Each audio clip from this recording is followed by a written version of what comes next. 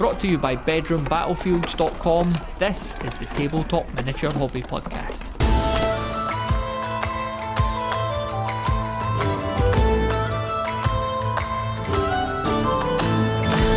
Oathsworn and Burrows and Badgers, when I got back into the hobby a few years ago, they were one of the first miniature ranges that I came across. You know, when I had that really revelationary discovery that there was life outside the Games Workshop, and yeah.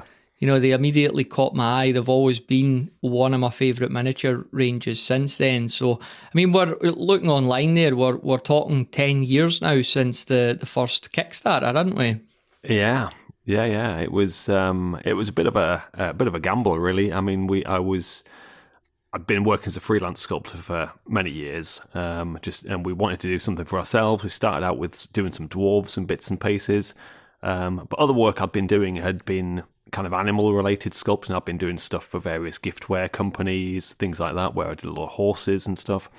And so one of the customers just said, "Oh, you really ought to try and do some anthropomorphic animals sculpts. You know, you'll probably be good at it."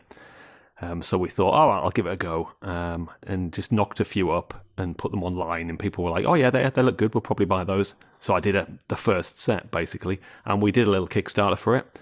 And I kind of assumed that would be it. And we wouldn't do any more afterwards, but obviously it took off from there. Yeah, I mean, were you surprised at the reception you got when you put them out there for the first time? Yes, very much so. I think one of the main issues we had after that was that people wanted to know what they were going to use them for. That was the obvious question. It's like, what do we play with these? Previously, we'd done dwarves, we'd done halflings, stuff like that.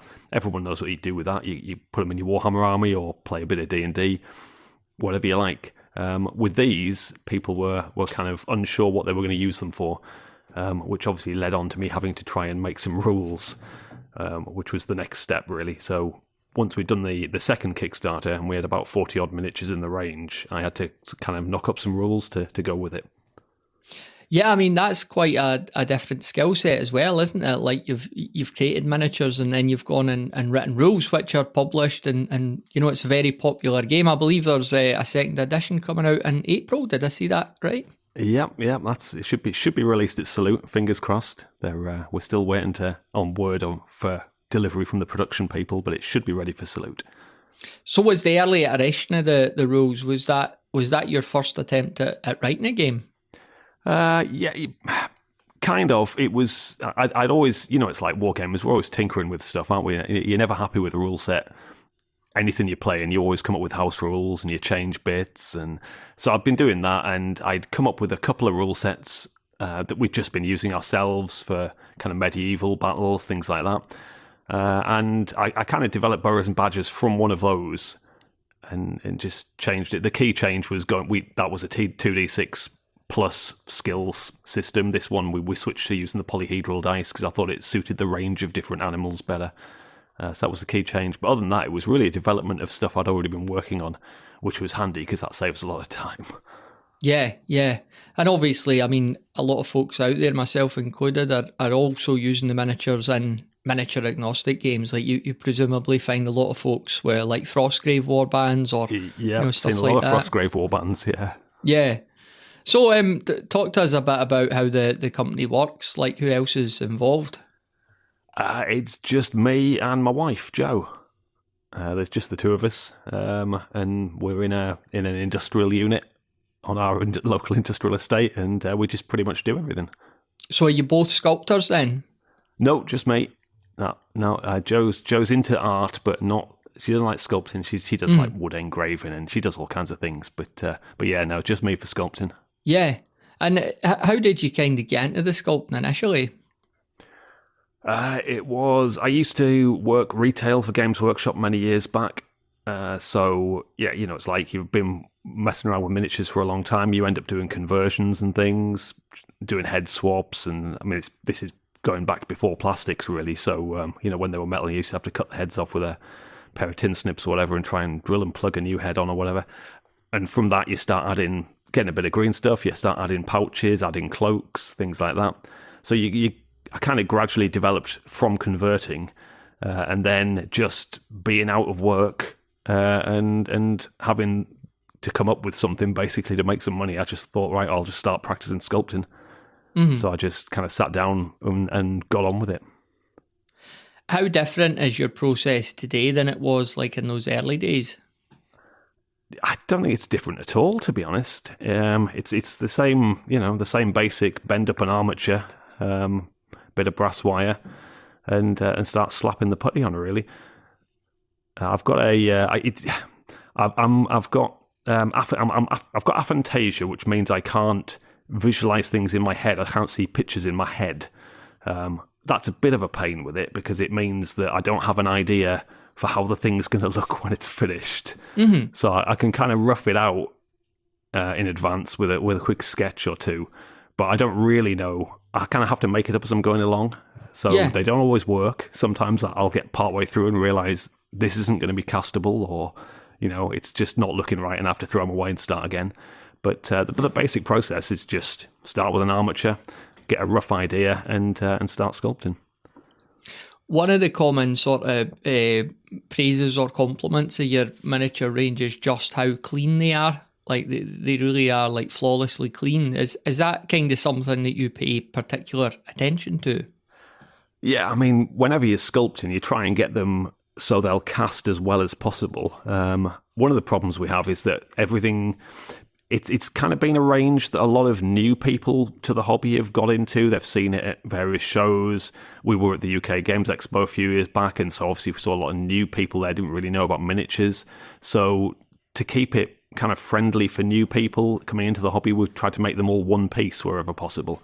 The advantage, obviously, that there's less cleanup, there's less, you don't have to put them together, it's easier to get them on the table. The downside is that it makes it harder to get...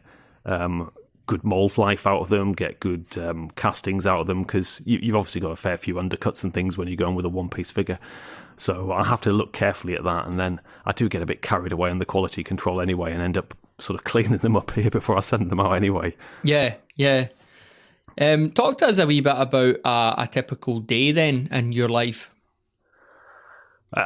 We get up, we come here, and mornings pretty much is orders. Because our local post office, they're just a couple of old people, and they don't have any other staff, so they're only in. We have to get all the orders into them by about 1 o'clock, because they lock up at 2 and go home because they've been in since 5.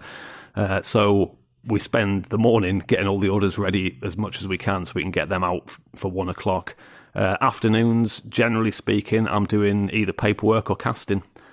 With the orders then, just talking about that for a minute, like, is it fairly consistent, the amount of orders that you've got coming through a company like yourselves, or is there a sort of ebb and flow or a seasonal kind of variation for that sort of thing? You always get a bit. There's always, like, obviously, November time coming up for Christmas, there's always more, and January, February, there's always less, but that's kind of it, really. Sometimes you'll get less during, if it's really hot, summer months, August time, but it's not consistent. I mean, generally speaking, you get more when people are in doing hobby. So, dark nights, people aren't going out, you'll get more orders, but it's not enough to kind of really change the way you do business. Do you get much hobbying done outside of the work then? Not really. It's basically taken over completely. My hobby now is buying other people's miniatures and stacking them up on a shelf behind me. Yeah, I've got boxes and boxes of stuff waiting to go. I mean, I wanted to get into Kill Team because I liked the idea of Kill Team, but I've got the last 3 editions of Kill Team sat unopened behind me. I bought each one and just added it to the pile. So I don't even know if it's any good as a game now. I've been, one day I'll open one, hopefully get something built. Do you like the modern aesthetic of the Games Workshop stuff? Mostly when I do build stuff, I mean, very rare occasions I get something done. I like 3rd edition 40k.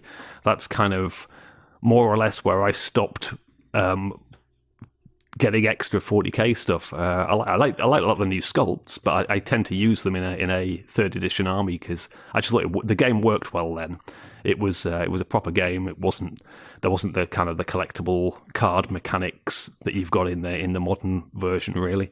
It just felt like it was a better game. So even now, if I do get time to do anything hobby related, I try and fit it into an old 3rd edition kind of project. Because I know I'm very rarely going to get around to putting anything on the table anyway, so I might as well indulge myself. You ever converted one of your own miniatures into like a 40k character or that? I haven't, no. Have you seen many examples of people converting your miniatures out there?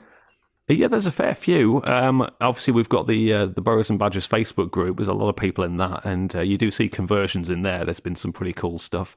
Just modern them up. We want to grow the range and cover all the bases, cover all the options. At the minute, people have to, you kind of, if you want bow-armed certain figures, then if I haven't got one in the range, people tend to convert them, that kind of thing.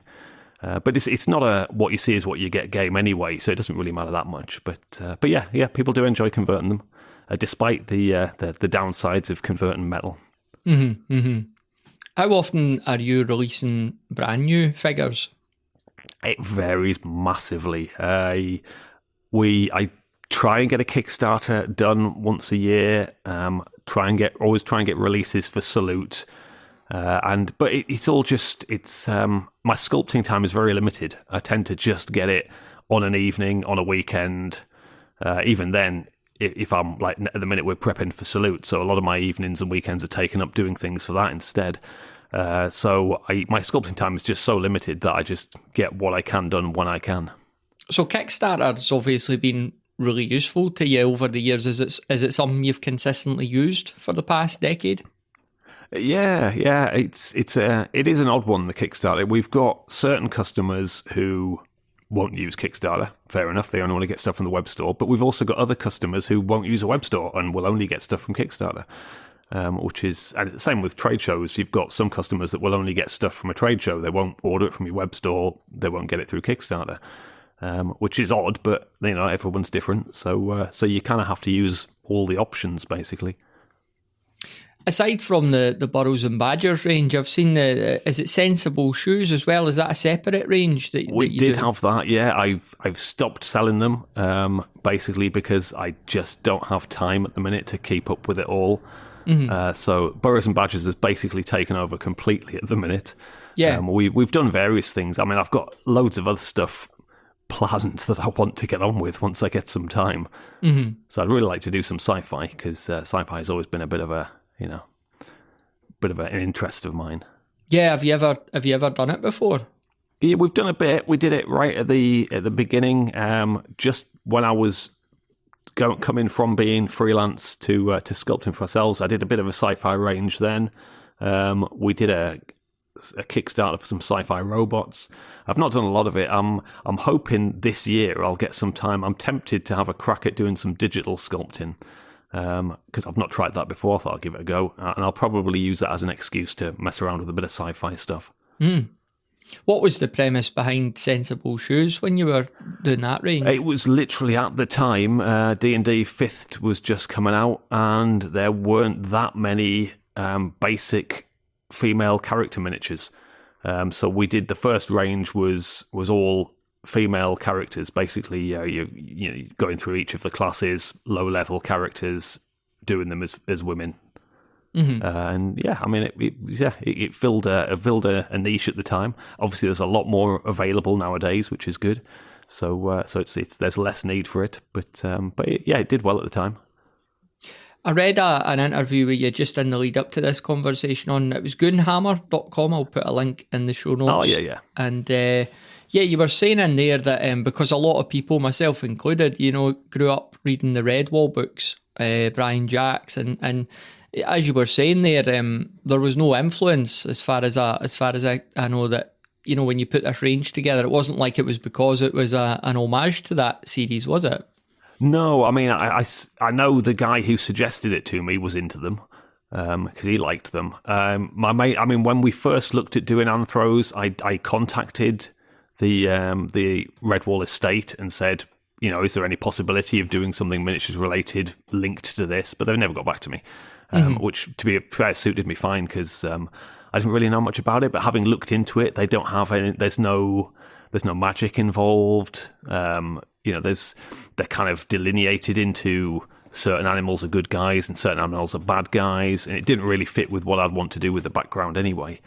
So probably just as well. You mentioned working for Games Workshop back in the day. So was that retail? Were you working in one of the stores? Oh yeah, just stores. Yeah. And what sort of era was that? Ended in 90. I was there until 99. So more time release was the last thing we did. Yeah. In the Middlesbrough store. Yeah. Did you enjoy it? Yeah, I did actually. Yeah, no, it was all right. Yeah, I mean, obviously, at the end of the day, it's still a retail job, so you've still got targets to meet and all the rest of it. It's but then what I'm doing now, while technically I'm designing games and sculpting miniatures, I'm spending most of my time doing VAT returns and all the day-to-day stuff. Yeah. I just spoke to Curtis at Ramshackle the other week there, and we had a bit of a chat about VAT and the EU and it's all GPSR the stuff that and all that. Yeah, we're kind of joking about, like when you grow up and have a dream of running a company like this. These aren't the tasks that probably are top of mind, but a necessary part of running a business, I guess. Yeah. Unfortunately, have you ever? Because I guess there's a couple of different ways to look at running a company, whether it's in the hobby or not. And, one is to just stay small, and the other is to try and grow and expand. Have you ever thought about making the company bigger, hiring extra help or whatever? I mean, one of the two problems with making it bigger, really, firstly, is that I'm a bit of a control freak anyway. I like to do everything myself. I'm never thrilled when someone else is doing it because I'll feel like I want to watch over their shoulder the whole time. So that would be difficult. But the other thing is you kind of need to, you want to do it in a sudden jump. If you're just taking on one or two staff, you've suddenly got all the extra costs involved. You've got your employer's liability. You've got to do PAYE. There's a lot of stuff comes with employing just one person. If you're employing 10 people, then it's cost effective because it's the same hassle to get 10 as it is to get one. But when there's only one of you, so I don't know. I've thought about it, but at the minute I'm kind of happy as I am. But on the other hand, we're kind of at breaking point for the amount of hours I'm putting in, so we'll see. Do you do like 5 days a week, 7 days a week? How does your week look? It's pretty much non-stop, to be honest. We're in the workshop at least 5 days a week, but when I'm at home, I take stuff home with me to do. So, do you find it challenging to switch off? Yes, but then that's the same whatever I'm doing, really. It's I'm not good at downtime because it just feels like you're wasting time. Mm-hmm. So if it's you and your wife running the business, how does it work if you wanted to do like a couple of weeks holiday somewhere? We generally manage it like once a year. We tend to claim, but we just basically close the web shop for a fortnight and just don't take any orders because we're both the same in that if orders come in, we need to get them done and get them shipped.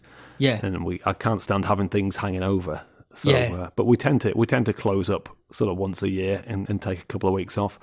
Occasionally we'll take a week off, but that's usually if I've got a supplement to write or something, and we'll take a week off and I'll go and sit and write that instead. But yeah, it is difficult. It is difficult, but I guess it's one of the problems of this kind of business.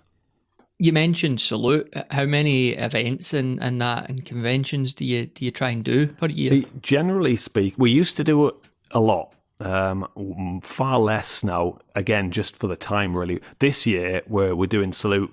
That's what we're focusing on because hopefully it's going to be the release of the game, the new start of Warbands, things like that. And normally we'd be at Vapnartak and Hammerhead. This year it's not really worked out because we've had family problems with various members of our extended family being ill and having hospital treatment and things, and we've had to be available for them. So that's kind of scuppered the early shows. So we've got Salute booked in. I don't know how the rest of the year will shape up yet. We'll just have to see. What are the biggest benefits you find from going to these events? I think it's, as much as anything, it's that people expect you to be there.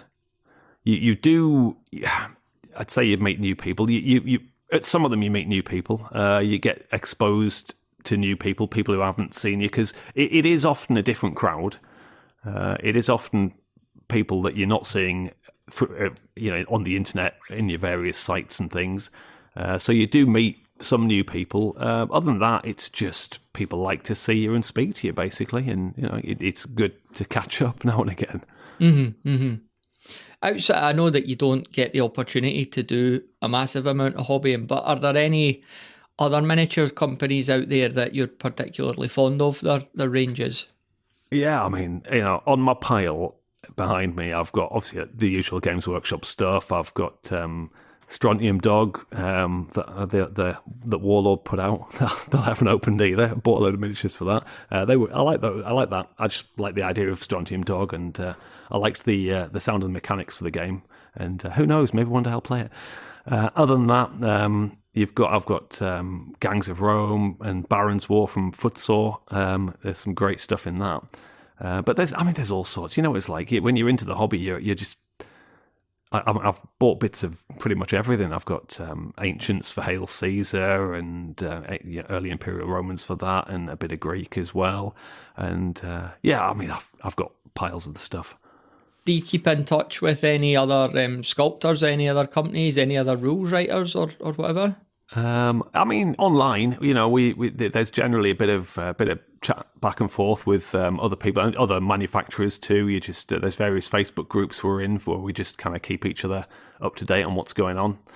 And it's at the end of the day, it's a fairly small niche hobby, and you do kind of know everyone. Going back to the origins of your hobby, like how did you kind of get into it in childhood? Finding Citadel miniatures in a store when I was 10. Warhammer First Edition had just come out that year, and I picked up some Fantasy Tribe Orcs from the local toy shop, and never played First Edition Warhammer because it didn't make any sense to me. But I was buying miniatures anyway and painting them with Humbrol enamels, and then started playing with Second Edition Warhammer when it came out the following year, and just kind of went from there. What were some of your favourite miniatures growing up? Can you remember? Early the Perrys doing their basically dwarfs and orcs. It was basically dwarfs and orcs. And I just, any of the Citadel dwarves, any of the Citadel orcs, I just, especially early stuff before they got slaughter bases. Mm-hmm, mm-hmm. So you're saying you didn't really play, it was more the collecting and painting? I did. It's the inevitable problem when you're a 10-year-old kid, getting enough figures to do an army. It's a bit of a challenge, especially back then, because they were all metal and you needed decent-sized armies for it. We did a fair bit of role-playing as well, because we could get away with smaller numbers of figures for that. Just get some dungeon floor plans and a bit of D&D and what have you. But and then just gradually built up to do the wargaming. Did you have any gaming pals at school? Yeah, it was more or less. It was It was more or less at the time when Brian Ansell was just gearing up to buy Games Workshop off Ian Livingstone and Steve Jackson, and he needed to raise £1 million in 1 year, and so they just pumped out tons and tons of figures, and so they were everywhere at that point. They were in all the toy stores. They were just putting them out everywhere. So for about a year and a half, everyone at school, all the lads, were buying them. So for that first year at least, there was a lot of people at school that were into it. What sort of games were circulating at that period then? It was mostly role-playing stuff, but obviously First Edition Warhammer, there was obviously standard D&D, Tunnels and Trolls, and then gradually, then we got MERP, Middle-earth role-playing, and that was big at school for a while as well, because people were into Lord of the Rings. And it was mostly role-playing stuff. There weren't that many wargamers. Bit of historical, but not much. Did you continue to do the hobby, or did you have a period away from it and sort of adolescence or early adulthood? Yeah, no, I carried straight on. I didn't really let things get in the way. Just always been into it. So yeah, it was kind of constant since I was 10. So all through, yeah. I mean, it's like if you're when you something is your interest, that's kind of what you're thinking about all the time. So. How did you get your job at Games Workshop? Was that just like they had an opening and you applied for it, sort of thing? Yeah, it was just a part-time thing to start with. They just had an opening for a key-timer, part-timer at the Darlington store had opened pretty recently, and they needed a key-timer, so I went down, did the interview, got the job, and then went full-time after a couple of months, and then went to manage the Middlesbrough store, and then came back for a bit to manage the Darlington store. What were your favourite sort of roles or memories of that job? Were you kind of teaching folk to play games or painting with them, or? Honestly, we used to do Thursday night. We'd do a staff night for gaming, and that was the best bit because you actually got you had a requirement to do some gaming, which was great because it meant you had to get on and do it. So forced you to get on and play. So we'd do Battlefleet Gothic or Mordheim or whatever, and that was great fun. Did you feel a bit of pressure when you were managing that shop? Ultimately there's sales targets and that. How did that kind of impact Oh yeah, you? I mean there was always that. It was there was I can't even know what the guy's name was. There was a guy who was the area manager at the time, who was a bit of a pain because he'd come in from supermarket retail, didn't really get the hobby. He didn't last long, but for while he was there, it was all about sales targets and your window display. He wanted you just to pile up a pyramid of boxes of 40k rather than having miniatures in the window and things like that. So you kind of got to deal with that's just part of a job, isn't it? You just deal with that stuff. Mm-hmm. So looking ahead to coming back to now, like we've got this second edition of Burrows and Badgers on the horizon. How do you tackle the second edition of a game? How much work is involved in seeing what you're going to keep, what you're going to add, what you're going to remove, and all that? It's a lot more challenging, I'd say, than writing a first edition. When you're writing a first edition, there's no expectations. Nobody knows what you're going to release, so you're just writing it, and then you put it out there and see what people think. When you're doing a second edition, you've got an existing audience, and that makes it a lot more complicated because you don't want to upset people. You don't want to lose gamers, but you also want to attract new gamers, and you want to provide them with new content, things like that. What we did was we set up a playtesting group on Facebook, because we'd done that with the first edition as well, and it was pretty good. It gets you a wider range of people, if you like. You can do playtesting with a local group, and that's great, but you're only going to see the same faces. They're familiar with your stuff. You need to kind of get it out to people who have no idea of who you are, how you write, and then they'll look at it with no preconceived notions, and it has to make sense to them. If they don't understand it, you're not there to explain it to them, so it's handy having that. What we did initially, I did a draft PDF and put it out there of what the game would look like if we addressed all the complaints that people had had. Over the past few years, people had said, didn't want to get into the game because it was too reliant on modifiers, or there was a various list of things that people had said, if you change this, if we could have more characters in, if there was less customization of the characters. So I wrote basically, okay, this is a stripped back version of the rules. This is how it would look if we met all those challenges. And inevitably, the current players didn't like it, as I knew they wouldn't, because it changed pretty much everything. And I was like, fine, let's move from there. We did a version 2, which brought us closer to the original version of the rules. Version 3 brought us even closer. Basically, what we did was gradually got back to the rule book exactly as it is, but just just tidying things up, adding new content. But you've got to give people the chance to see how it would be if the things they wanted you to change actually happened. Otherwise, they come in and they don't want you to make any changes, or they think they've got a great idea. So, we made it basically the most altered version we could, and then stepped back from that several times until we got to where we are now. Yeah. I guess there's a lot of lines to toe as well. it might be welcome to get feedback from somebody about something that they don't think is quite right or not working very well. But you don't necessarily want, with all due respect, you don't necessarily want that person to then suggest an alternative. Like, you don't want them to start writing the game for you. No, that's ill. It's always useful to get outside perspectives just on how occasionally you get a good idea. Somebody will come up with something and you think, yeah, that can work. And it does occasionally make things better. Overall, you've got to be a bit careful because oftentimes people will just say, no, I don't like that. But you need them to explain what it is they don't like, because you can't change something until you know what the actual problem is. And sometimes they're just wrong and you just have to ignore them. You do get some people who will just say, no, I don't like this. Everyone else likes it, so you kind of got to go with it. Yeah.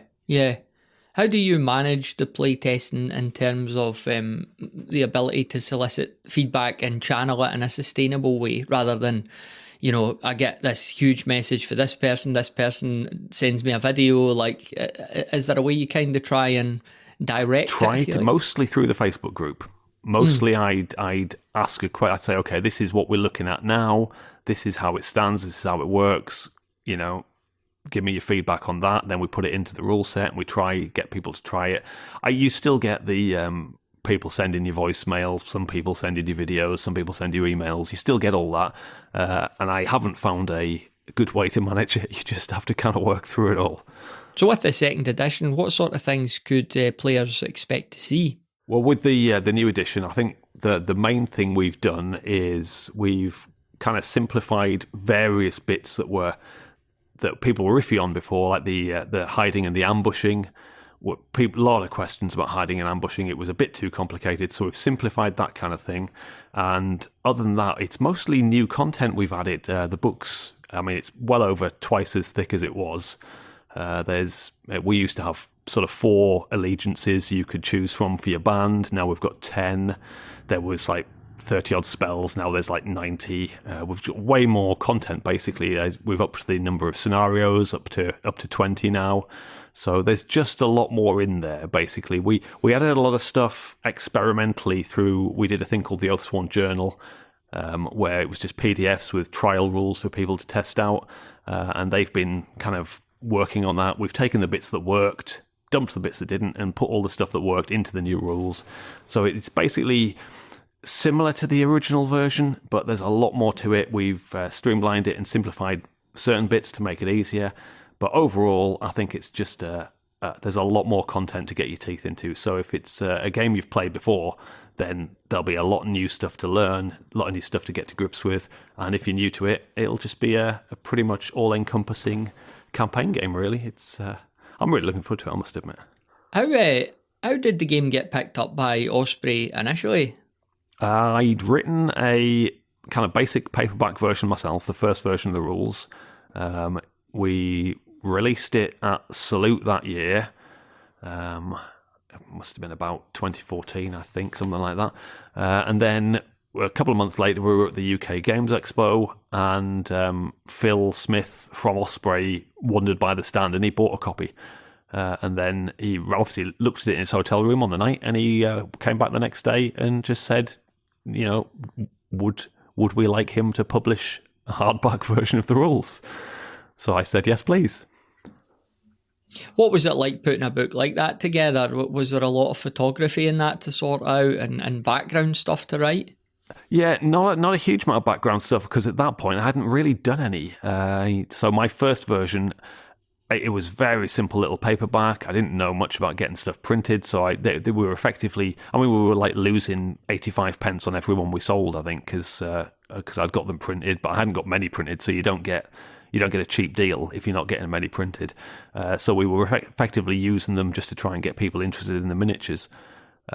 Moving on to the Osprey version, I didn't have to do the art. Thankfully, they get someone in to do the art for you. Layout they do for you, which obviously is, it's a mixed blessing at the end of the day, because they don't necessarily lay things out the way you'd lay them out. But on the other hand, you get the benefits of being published by a big company. Photography-wise, I assume it's the same for everyone, but Osprey like you to do the photos, send them in. So I did all my photography myself. With the first version, we were still working from home at that point, so I basically had to just kind of tip the bed out the way and try and set up a camera balanced on some books and set a load of miniatures up in the corner of the room and just do the best I could. A lot easier this time around because we've got the workshop here now, so at least I can set up a proper table to do the photos. Cryovolcano, a solo scenario that could be played with any sci-fi skirmish rule set and miniatures, is now available on the Bedroom Battlefields Patreon. It was originally published in Miniature Wargames magazine, and you'll now find everything you need to play it, along with a whole host of additional bonus content over at patreon.com/bedroombattlefields. That's patreon.com/bedroombattlefields. And now back to the show. How important is having that community around a game like this? I think that's one of the biggest things you need to do as a company. I think what you'll find with a lot of games is that they come and go, and the reason they come and go is because there's not the commitment to support the community from the maker. It gets annoying sometimes when you're answering the same rules questions again for the 50th time in the Facebook group. But equally, people want things answered. They want that kind of feedback. They want to know what, whether they're doing it right, whether they're doing it wrong. So while it's a lot of work keeping it going, you've got to support your games. If you support your games, they'll grow. And I think that's what we've done with Burrows. But there's been so many other games I want to do. I've got various bits half written. I've got sci-fi stuff. I've got fantasy stuff. I've got a bit of historical, all ready that I want to get on with. But Burrows and Badgers, because people want to play it and they buy the miniatures, we need to keep supporting it and producing new content, producing new miniatures, and giving them answers to the questions. And all that helps build your community. It keeps your game going. I think as a result, you get people who maybe looked at it a couple of years ago or saw it when it first came out and they thought, yeah, maybe I'll give that a look. Those people then see it in 3 or 4 years' time. They see that it's still around and then they join in and you get new customers, you get new gamers. And I think that longevity to a game can only be achieved if you keep the support going. Because otherwise people see it and then say, yeah, I'll get into it in a year or so, and it drops off the radar. They don't see it again. They don't think of it again. They don't get into it. So I think to keep it going, you do need that community. It helps, I think, Burrows and Badgers because it's such a niche kind of product. I think if you were just doing like something that was early Imperial Romans or Napoleonics or something like that, there's so many options out there that it's difficult to build a community around that. I think when you've got a niche product, people either like it or they absolutely... I mean, we've got people who absolutely hate it. There are people who look at the miniatures and are just horrified by the idea of anthropomorphic animal miniatures. We've had people look at it at Salute and just recoil in horror. But the people who like it really like it. So I think that helps. And you just use that to try and keep a community happy and vibrant and alive. And that keeps your game going. Yeah. I mean, as the old saying goes, if you're for everyone, you're for no one. Like, probably the reason you've got such passionate fans is because you're, of course, by contrast, going to have a few folk that it's not for them, and that's absolutely fine, isn't it? Yep, that's it. Absolutely, we all like different stuff. It's a nice broad hobby. With I'm just interested in the mental aspect of creating a game, and I imagine a lot of that can take place away from the computer. Like when you're writing a game, it's probably not necessarily always I'm sitting in front of a Word document or whatever. What's the sort of synergy there between, when you're creating the miniatures, you're very much working with your hands, and is that an opportunity to work through maybe there's a certain problem, a kink in the rules you're trying to iron out? Do you find yourself doing both at the same time, or is it something you maybe go for a walk? Or it's always kind of ticking away in the background. I think not even just when I'm sculpting. I mean, even, you sometimes wake up in the middle of the night and you've had a eureka moment when you fixed a problem that you were mulling over. I think what I tend to do is write the rules and then ignore them for a few days, just let it sit in the back of my mind. And you do gradually think of things when you think, oh, hang on, that's really not going to work. That thing I said in the movement rules is going to make charging impossible. And those kind of things, they come up in playtesting for sure. But the thing with playtesting is that they might or might not come up. It depends on how the person plays the game, because they're never going to do all the interactions.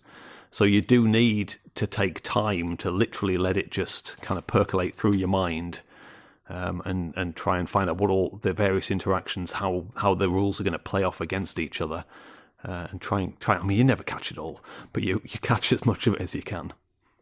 And I guess that ties back into what you were saying about like writing a first edition versus a second edition. Like when you're writing a first one, it's like the classic musician, like you've got all your life to write your first album, but when you're doing your second album, you're very much, there's a deadline or whatever, so there must be that. And it's the kind of thing you've got to watch out for as well, I think, in a second edition, is that you do change things. You've got to change things, otherwise it's not a new edition. But you also keep another stuff the same, and it's when you make those changes, you've got to watch for how that affects existing rules. Because one of the things we did was we changed the action system. In the existing game, you've got one action per character, and that action includes a move. So if you do an attack, you can move and hit someone. If you're going to shoot, you can move and shoot. And it also, what we've done in the new one is we've switched that out to 2 actions, and now move is an action. So if your character's going to move, he has to make a move action. Or if he wants to move twice, he can make 2 move actions. And it's a very basic change, but it then threw up complications with various skills, various spells that they all had in their description. They all reference the way the actions used to work. So you've got to go through, look at all the equipment, look at all the skills, look at all the spells, and see how that interacts with the change you've just made. And you've got to do that every time you make a change. So there's a lot of bookkeeping involved in doing a second edition, but it's what you got to do to improve the thing. On the sculpting front, just curious, like, have you ever sculpted at any other scale? I mean, your miniatures are sort of that 28 to sort of 32. Yeah, I've done all sorts. I've done 6mm. I've done 6 up to like 120. I've done all, because I was freelance previously, so you just kind of take whatever work's available. Did a lot of 6mm stuff, historical and sci-fi. A lot of 15mm. I did a lot of stuff for Scotia Grendel. All sorts of different scales, basically. Everything up to sort of 1/10 with animals and things like that. Anything you've done that you just really didn't enjoy, that you had to kind of slog through? Anything Napoleonic, basically. Doing Napoleonic sculpting is just a nightmare, because people are so picky. They're like, they want the uniforms to be exact. They know what the shoulder braiding looks like on someone from that company in that year, and it's and the problem is a lot of the sculpting is things like Napoleonics, because a lot of people like it.